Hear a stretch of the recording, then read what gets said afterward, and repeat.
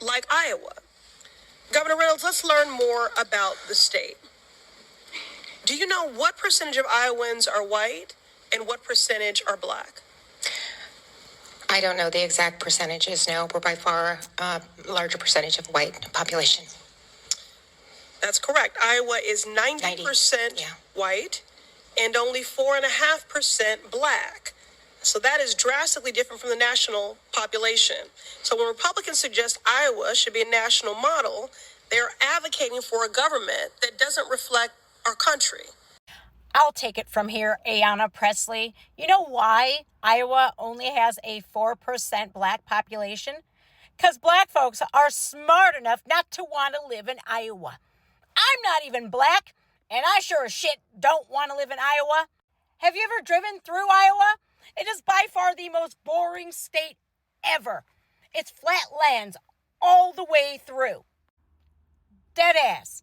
I once drove from Cleveland, Ohio to Las Vegas, Nevada, taking the northern route. And I had to drive through Iowa, and it was painstakingly boring.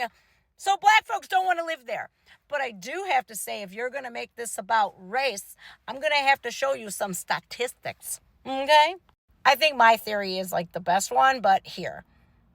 Well, according to crime statistics, black men make up about 35% of those incarcerated in Iowa, even though they only make up about 13% of the state's male population.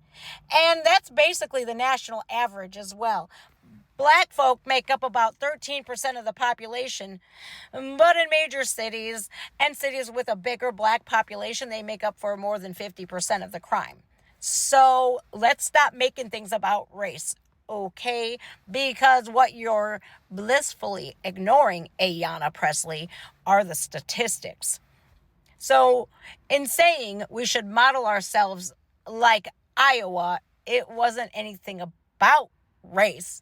Your argument is moot at best, and I feel like people who consistently make it about race are just trying to play the victimhood card, and that's no longer working. Okay?